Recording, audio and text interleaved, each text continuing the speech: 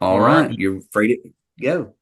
Thank you very much, Quentin. My name is Joseph Fons. I'm the grants director here at Kosair for Kids. I grew up in Shelby County and attended college at what is now Lindsey Wilson University in Columbia, Kentucky, and made my way back to Louisville, where I've been working at Kosair for Kids now for almost 4 years. Oversee our grants program and also our Kosair Kids Financial Assistance Program, which we will touch on here shortly. I'm very appreciative to those who were able to join, and we'll also watch this later. But I really appreciate what you all do and your time.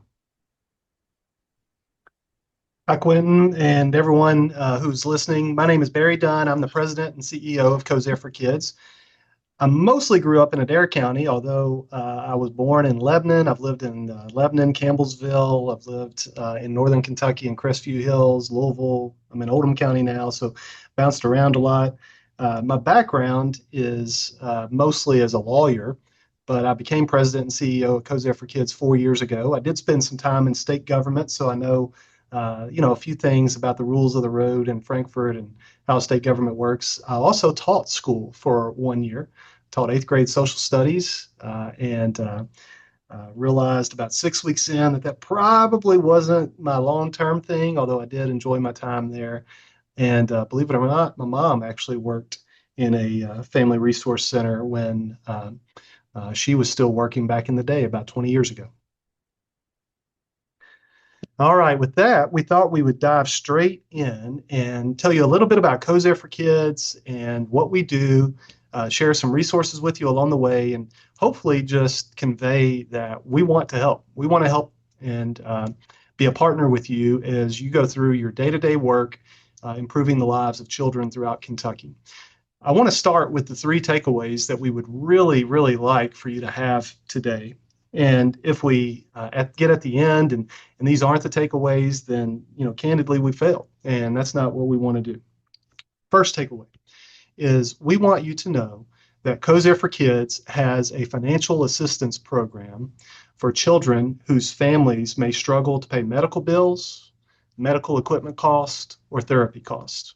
So first takeaway is we have a financial assistance program for healthcare related matters, and we'll discuss that in more detail. Second takeaway is that Kosair for Kids has a grants program for children's nonprofits.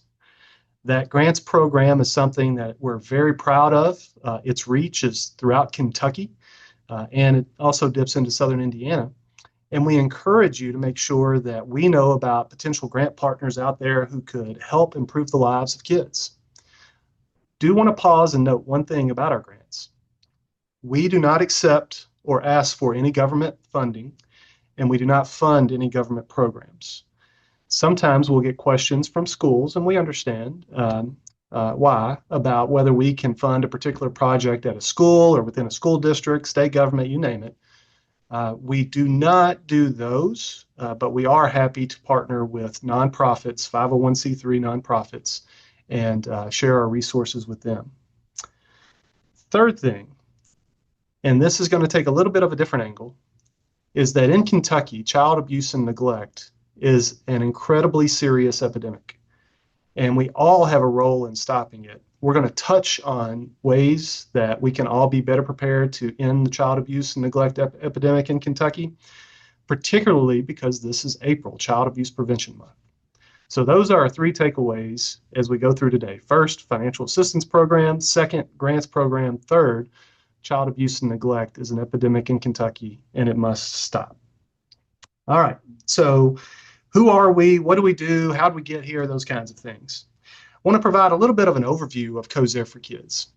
So in 1923, Kosair for Kids was founded to build and operate a children's hospital in Louisville, Kentucky.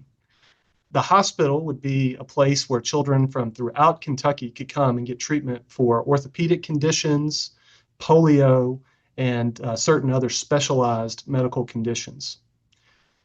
We had a hospital in Louisville from 1923 until 1981 when we closed our hospital and we partnered with Norton to build a new children's hospital in downtown Louisville.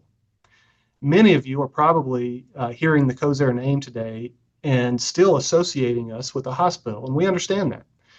What we want to make clear, and hope that you understand, is that while we are still in the healthcare space, we do not own or operate a hospital. Rather, today, we are a group of individuals. We're an organization that likes to fund matters that are within children's healthcare, but also special education. We also like to fund matters that involve child advocacy, mentoring programs, you name it. But we are not a hospital.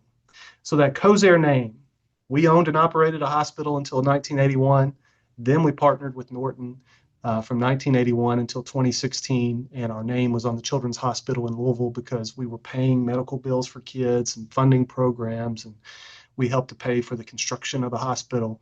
But since 2016, our name, the Kosair name, has not been on the hospital, and that's not who we are. So who are we? Well, today we are Kentucky's largest, most comprehensive children's nonprofit. And I want to share with you our screen, our website. So you should be able to see on your screen, I hope, momentarily, just some of the things that we do today. You see a tagline up at the top, the power of joy. We believe that every child in Kentucky should experience joy growing up. We believe that every child in Kentucky should have access to medical care. We believe every child should have access to a quality education. We believe in all the same things that you believe in your day-to-day jobs. We have certain ways that we try to accomplish that. Just a note before getting too deep. Because we're over 100 years old and because we feel we have a good track record of doing what we do, we don't veer a lot. We don't take on a lot of new causes. We don't go to the left and we don't go to the right. We think that there's enough common cause right in the middle, down the center of the road, where everyone agrees on what children need, that we stay in that sweet spot. I've never met anyone who wasn't in favor of making sure a child got the surgery they needed or the eyeglasses they needed. I've never met anyone who wasn't in favor of programs to prevent child abuse and neglect. I've never met anyone who was opposed to giving a child a unique once-in-a-lifetime experience. So we don't veer from that central mission of being down the middle of the road, trying to be an organization throughout Kentucky that helps kids in whatever it is they need. So how do we accomplish those things? Well, our mission is to enhance the health and well-being of children by delivering financial support for healthcare, research, education, social services, and child advocacy. That's a mouthful. What's it really mean? It means that we've been blessed by God with the resources to help kids where they are in a lot of different ways. Healthcare. We probably spend 60 to 70% of our funding each year on matters involving pediatric healthcare. That's how we got our start. That's who we are. That's what our donors expect from us. And that's where we can meet kids each and every day by making sure they have access. Unfortunately, in Kentucky, access often means money. And that's true everywhere, not just Kentucky. But we realize that there are families throughout the Commonwealth who not only can they not afford an out-of-pocket max for whatever their insurance policy may be, sometimes they can't afford the deductible. Or sometimes the insurance company caps the number of visits for a child with a certain condition. Things happen. Joseph will get into the financial assistance program in a little bit and explain it more. But what we want to stress to you, again, it's that first takeaway, is that our financial assistance program is not only for the folks who struggle the most. There is a vast swath of middle-class folks out there who are struggling. If you're like me, when you got out of college, you had a lot of student loan debt. If you're like me, that student loan debt exceeded my mortgage payment. It was hard for Leslie and I to have the resources we needed to make sure our children had all the stuff they needed when they were young. We get that. So as you hear about these programs today, please do not go away thinking this is only for folks who are at 50% of poverty level. We don't look at things through just numbers. Our vision is to create a world where children in need live life to the fullest. This child that you see on the screen right now, that's a child in Taylor County. So Lori, earlier you were saying you're in Lebanon. Well, this kid right here is in Camelsville. I grew up in Columbia. It doesn't matter if you're in South Central Kentucky or if you're out west, like Catherine in Paducah, or maybe you're out in Paintsville. It really doesn't matter to us which part of the state you're in. Kosair for Kids is going to be for the kids who are in your community. So, what is the Kosair for Kids of today? Well, there are four big programmatic areas: the financial assistance program, our grants program, our Kosair Kid experiences, and our child advocacy, which is mostly our efforts to end child abuse and neglect. Those are the four things. We're going to dive into each of those now, and we'll start with the financial assistance program, and Joseph's going to tell you about it. Thank you very much, Barry. I appreciate the introduction and the overview. So first, want to make sure, can you see my screen all right? All right, perfect. So again, Barry touched on the financial assistance program. It is exactly what it says. So, we're looking to help children who are 17 years or younger, still in high school, with expenses related to therapy costs, medical bills, medical equipment. In the last couple weeks, we've helped provide wheelchairs for children. We've helped cover various speech therapies, occupational therapies. We have helped pay for standers and sensory equipment for kids. And so anything that is really in the medical field, we are proud and we want to help with. This starts out like you would expect any kind of process with an application. And so we ask that all families provide or complete an application. And we also recognize that you as FRYSC coordinators may need to either help direct folks to our application or help them with the application process. And so how you do that is go to our website, kosair.org, and then you will go to Get Help Now and click the financial assistance application. You'll be directed to start a new application. I've already started one here, but just want to walk you through it briefly. So it'll have a section to provide information about the child, the county, some general demographic information, and then we'll get into the request. So we ask for the organization or the company for which you're requesting the service. So whether that's a hospital or a particular practice, what the type of assistance and how much the request will be.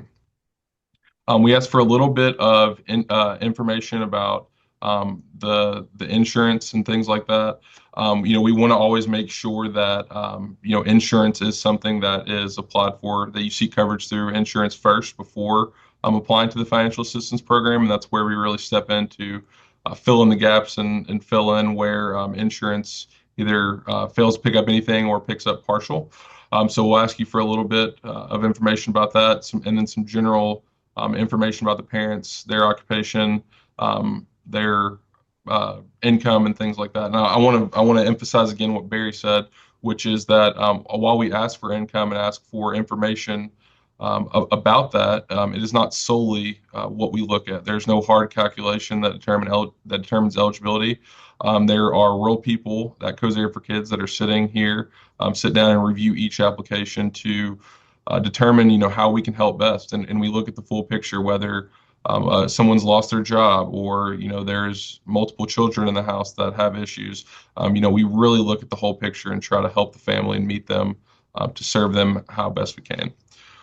So again, we ask for the financial information, and then I'll skip down here. So this is, where we get a lot of questions, and it's about, some of the attachments that we ask or that we require. So we always want to make sure that we have a legitimate, bill or quote that is that can be provided by obviously the healthcare provider.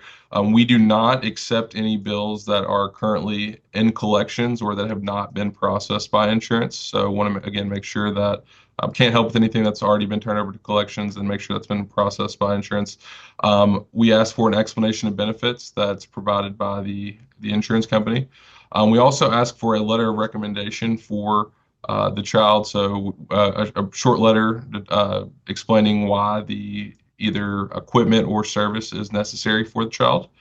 And then we also ask for some other information related to pay stubs, income taxes, and those sorts of things. So again, if you have any questions about the financial assistance program, you can, if you go to our website and you click Kosair Kids Financial Assistance Program, right here, you'll see a phone number. And that number is the direct line for Cindy Sennett, who is our Kosair Kids Program Coordinator. And she is absolutely wonderful to work with. If you want to, if you have a question about whether something would be covered or would fall within the guidelines of our program, you're welcome to reach out to her. But we also encourage you to have the families reach out directly to work with her on those applications. She is always working to help folks obtain the documents, navigate the portal, and answer any kind of questions or uncertainty that they have. And so, again, I would encourage you to give her a call. And to follow up on what Joseph was discussing, there are real people here at Kosair for Kids making these decisions. It's not AI.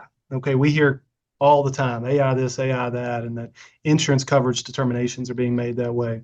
I can tell you that Joseph and I are permanent members of this committee that every 2 weeks sit down with 4 others to look over every application. Here are the kinds of things that we've covered recently. A child that has intractable migraines and needed help with some bills associated with a neurologist. A child who has acute flaccid myelitis, which is kind of like a polio type condition. A child who suffers from depression and needed to be hospitalized. A child who has autism, can speak but struggles to communicate and needed help with a safe bed for protection at night so the child wouldn't elope. A child who has anomalous coronary artery disease that required a lot of tests. A child who has social pragmatic disorder, mood regulation disorder, and ADHD. A child that has auditory processing disorder and needed hearing aids. A child that has leukemia and is going through treatment for cancer. The list goes on, folks. And I'm telling you, I've got this great board, and they feel blessed to be able to help kids. And so we budget $1 million a year to pay medical bills. And we've been kind of mad the last few years because we haven't reached that million. You can help us do that. So send kids our way. It gives us joy to help these kids. There are people in Kentucky today who are going to make a donation to Kosair for Kids. And they expect us to use the money they give us to pay for a child's medical care. We want to do it. You are the trusted person in the community that can tell them about us. It's hard for people to ask for help. We know that. A lot of folks, at least. Don't take the burden on yourself. If you just want to ask them, hey, I know about this program in Louisville that loves doing these things. Do you mind if I give them your name and number and somebody's going to call you? Let us reach out. Because when Cindy reaches out and talks to them and says, hey, let me tell you about this thing, we want to help you, they're not asking. They're not asking at that point, which reduces a barrier. I get it. Kentuckians are proud people. I've seen it my whole life. You have too. It's a whole lot easier if they feel like we are offering it rather than they are asking for it. So please, please, please get that name, get that number, pass it along to us. We'll call. If you can't do that, if you have to tell them to call us, that's fine, but whatever. I want to show you a little bit about the impact of this program. Again, this is my number one takeaway. So I want to share my screen. I'm going to show you a brief video about a family that's been impacted by our Kosair for Kids financial assistance program, just so that you can have an understanding of what it means to this particular family. So I'm going to share my screen so that you can watch this video. And Barry, we do have a question as well. Catherine asked, does short-term needs apply? A wheelchair because of broken legs, for example, not because they experience paralyzation? Thank you for the question. Yes, that works as well. So in a situation like that, perhaps we rent a wheelchair as opposed to buying one. We want to be good stewards of the money, but yes, we'll pay for a wheelchair rental for 2 weeks, just as much as we would for a child who's going to need a wheelchair for the rest of their life. So great question, and thank you for asking it. All And I right. just put Cindy's number in the chat as well. I know we got a question about that. Just started talking probably about a month and a half ago. And so I think I'm curious because he would actually just be able to like step back and view everything. You'll see how he really steps back and kind of like looks at everything and watches people and watches like his surroundings. And if he, finds something interesting, like he's going to study it, and you can see that brain just like really working, in those moments. And whenever he did start talking, he started spitting out sentences and, could tell you everything about those individual things in his life. So it's kind of cute. What does it mean to me? Well, it means health, therapy.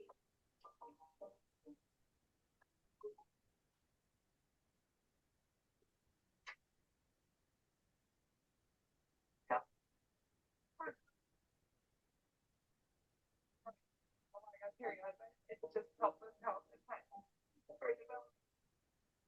appreciate so they've helped not only me and my son, but they also have a handicapped brother and they helped him too. So it means a lot to them. Okay.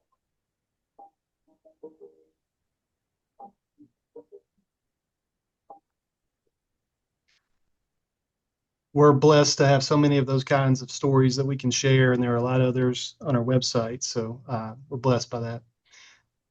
All right, so the financial assistance program, that was takeaway number one.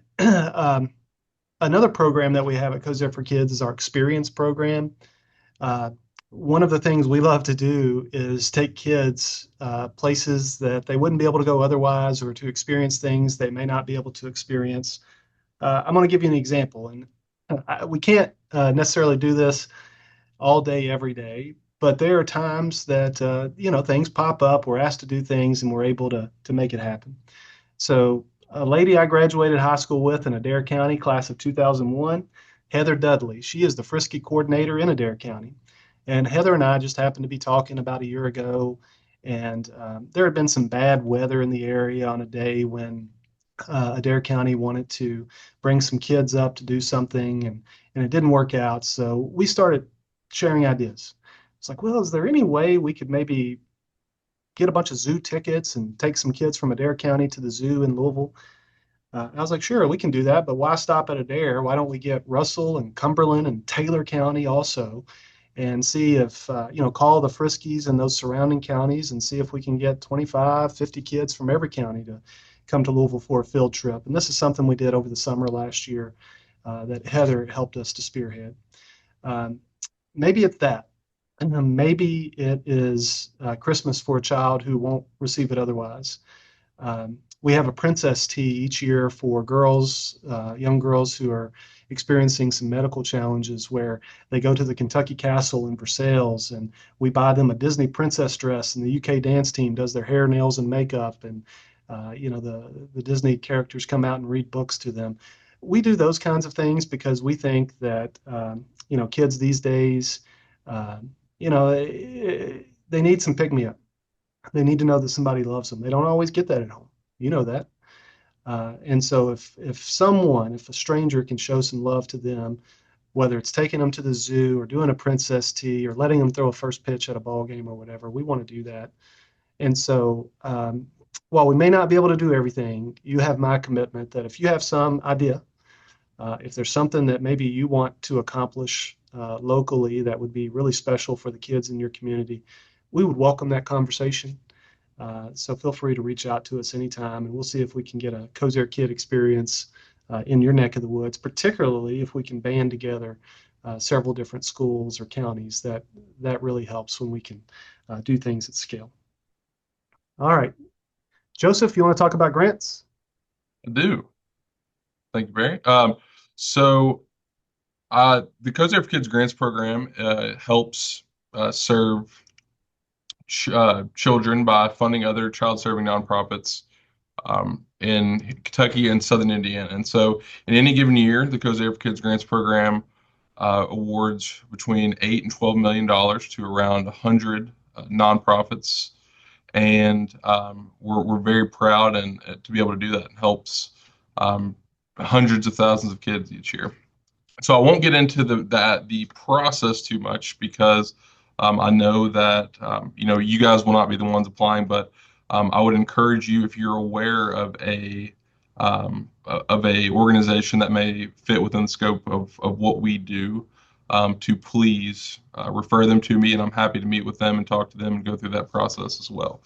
So we have one large grant process that we do every year, and the next one will kick off. We're in the middle of one now. The next one will kick off January 1 of 2027. We ask that organizations submit a short letter of intent, and what that is about 6 or 7 questions that goes and gives a very general kind of overview of the program, the organization, and what they are requesting. In a given year, we receive between 200 to 250 letters of intent. This year, that number totaled, I believe, $72 million.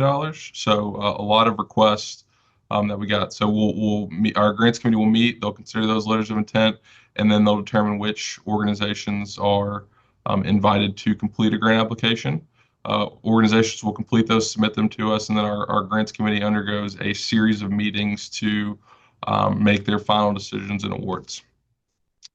Some of the types what we do is we try to or we work with organizations that fit within what we call our 5 pillars. So that's pediatric healthcare research, child advocacy, which is child abuse and neglect prevention and treatment, exceptional child education, and social services. And just to kind of help you all know a little bit more about what fits into those each category. So pediatric healthcare is going to be things like speech, physical, or occupational therapy, outpatient clinics that help children, pediatric healthcare research or programs that focus on things like pediatric cancer research, or research to treat children with spinal cord injuries, child advocacy, things like supervised visitation programs or parent education or child education around the signs of child abuse and finding trusted adults. Exceptional child education, so classes, private, either whether it's a private school or an after-school program that tailors to children with autism or a visually impaired, a visually impaired preschool program. And then finally, social services, things like food banks or pantries that help children, or summer camps that help children that may be from an underprivileged area, or children that are experiencing adverse childhood experiences. And so, as you've heard me say many times, we are here to help children, and we want to fund programs that help children thrive and be successful. Barry, I'll kick it back over to you to talk about our child abuse prevention efforts. All right. So the third takeaway is that child abuse is an epidemic in Kentucky, and we've all got to work together to do something about it. Look, this is Child Abuse Prevention Month. And the reason I want to talk about this can be summarized, it can be driven home through a single number. And that number is 14,505. 14,505. Every year, the federal government comes out with its child maltreatment report. And in the report, data is crunched from every state around child abuse and neglect. And all these numbers come out, but the number that really matters is that 14,505 children were abused or neglected in Kentucky in 2024, the most recent year we have the data. 14,505. There's good news and there's bad news. The bad news is that number is way too much, and it's still an epidemic. The good news is it's trending down. I don't know about you, but I'm not satisfied at 14,505. I see that over the last 5 years, we have experienced a 13.4% reduction in child abuse and neglect in Kentucky. Great. But folks, that's not cutting it. In light of that, we want to band together with every person who will have us, the Friskies, the police officers, the pastors, the doctors, the mechanics, the plumbers. It doesn't matter. We want to band together with every Kentuckian to say it's enough. So we launched the Face It movement several years ago with the goal of educating the public about the signs of child abuse, lobbying the legislature for laws that can help stem the tide, to train people about how to prevent child abuse, and to really take on this fight, because those 14,505 kids deserve it. Want to talk a little bit about child abuse and neglect in more detail and some things that you can do. One, there's a myth out there that, well, child abuse is something that's perpetrated on children by these random strangers who pull up in the ice cream van and something wild happens or whatever. No, no. Unfortunately, almost all child abuse and neglect takes place within the home or within trusted relationships. It's also not the deadbeat dad that's the sole cause. This very same federal report shows us that among child fatalities, mothers are actually responsible for more child fatalities as a result of abuse or neglect than fathers. This is not a problem of just the deadbeat dad, the drunk dad, but it's not a problem of the missing mom either. And it's a problem that we all face. We see that 81% of child fatalities in the United States that are from abuse or neglect are from parents. So please, as you're going about your work, please, please know the signs of child abuse and neglect. We offer a dedicated resource through faceabuse.org that can train on recognizing the signs of child abuse and neglect. We partner with almost 200 organizations throughout the state who would be happy to train you, your colleagues, community groups, whatever it may be in your local communities, on the signs of child abuse and neglect and how to prevent it. If you go to faceabuse.org, you can click throughout these tabs to learn more, but I really want to focus on the about and the contact right there. If you click on that, we promise you that there's going to be someone on the other end of this phone number, 502-895-8167. There's going to be someone on the other end of this email address, info@faceabuse.org, who wants to talk to you about this epidemic and who wants to do something about it. We sponsor trainings, as I said, throughout Kentucky. There are trainings on recognizing the signs of child abuse in an infant. There are trainings on how to properly report child abuse. There are trainings on how to overcome abuse and neglect if you've experienced it. A smorgasbord of things. Folks, we want you to be in this battle with us. So we strongly encourage you to go to faceabuse.org. You can learn more through the data dashboard that we have there. I'm here to tell you, child abuse is not just a problem in Louisville, and it's not just a problem in Pikeville, and it's not just a problem in Glasgow, and it's not just a problem in Pineville, and it's not just a problem in Mayfield, and we can name every other city throughout the state. We go through that dashboard, and what we see is that there are hot spots in Kentucky, but they're all not in eastern Kentucky any more than they're all in western Kentucky any more than they're in the cities versus the rural areas or anything else, folks. It is everywhere. And you can just click through this dashboard and you can see that in the data throughout Kentucky. Now, the trainings that I mentioned, if you are at faceabuse.org and you hover over Get Involved, you can click on trainings a page will open up and it'll actually discuss all the various trainings that we or our partners can offer, almost all of which are free of charge. And I'll tell you that if you can't cover the cost of the training, well, we just happen to know some people around here who can probably help with that. All we need to know is that you want it and when, and we're going to try to make it happen. So you can see here, support over silence. Everyone has a role. Child abuse prevention, recognition, and reporting. There are puppet programs. Down in Bowling Green, there's something called Kentucky Kids on the Block, where this group of trained people go in with puppets. And look, I'll just go on record. I'm not a puppet person. First time I heard about this, I scratched my head a little bit. But what we learned is when these trained individuals go into elementary schools in particular and talk about some subjects that are tough, and they do it with these puppets, it almost always leads to disclosures of abuse or neglect. That's the kind of program we want to fund, regardless of whether you're a puppet person. Smart Kids, Darkness to Light. There are so many different trainings that we can offer.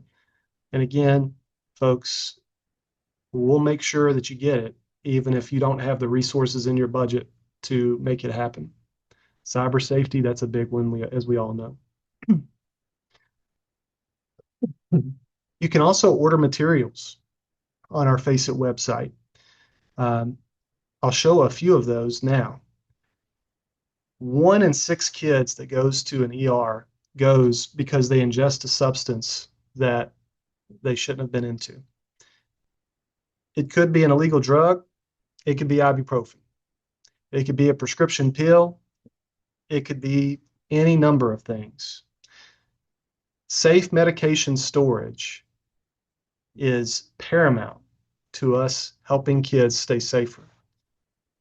This graphic that you see on your screen, we have these in bulk, and we would be happy to mail as many of these as you would like to your respective offices so that you can pass these out to parents at school fairs or whatever goes on in your local community.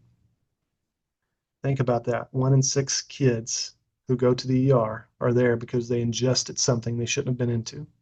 So we need to take medication storage seriously. In addition, we need to make sure we know the signs of child abuse and neglect in infants. So if I say to you, hey, there's this thing called the 10-4 faces P bruising rule, well, that's a mouthful. I know that. I wish it wasn't, but it's a mouthful. But if I tell you that, hey, this acronym 10-4 means something, and that if you see bruising on a child younger than 4 that's on their torso, ears, or neck, 10, T-E-N, that's probably unusual. If you see bruising that looks like some kind of a cord or a watch or a hand, that's probably unusual.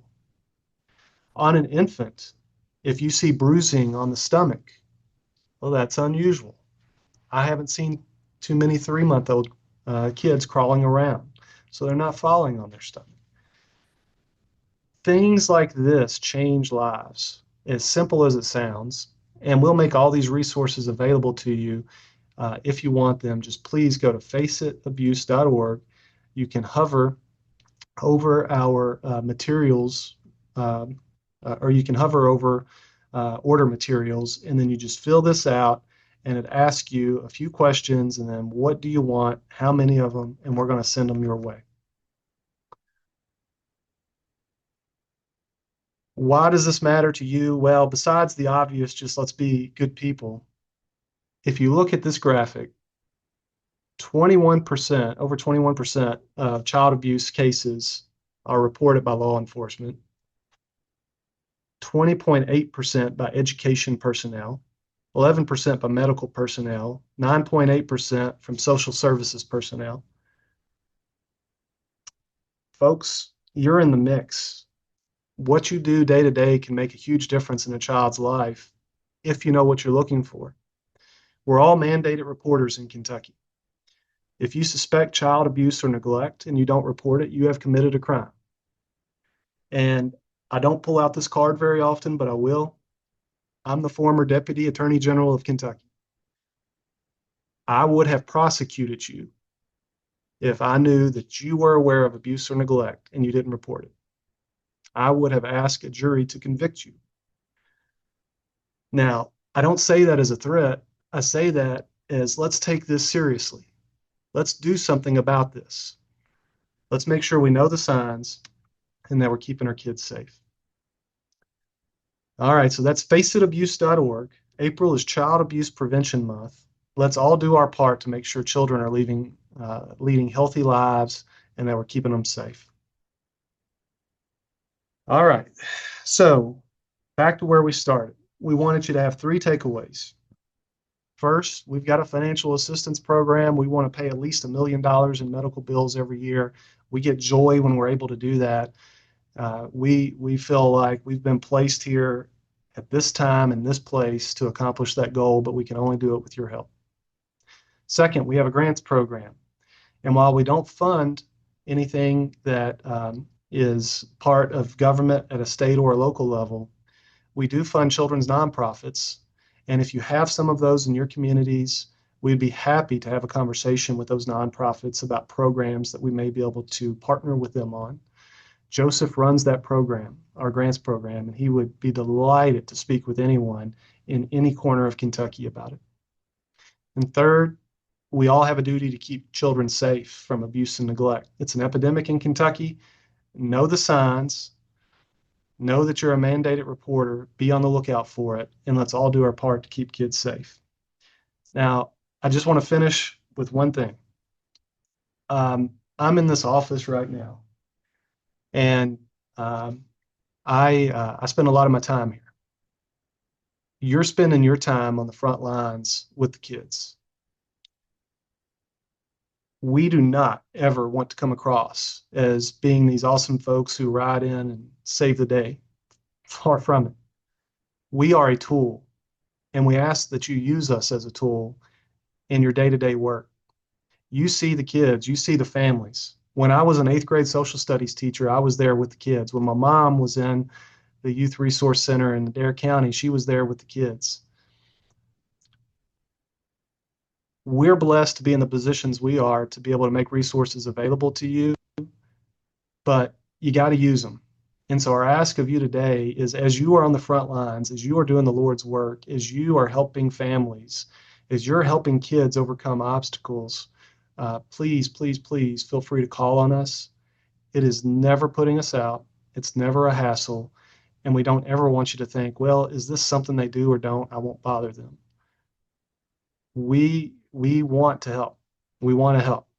The Bible, in the story of Esther, talks about how maybe she was placed there for such a time as this.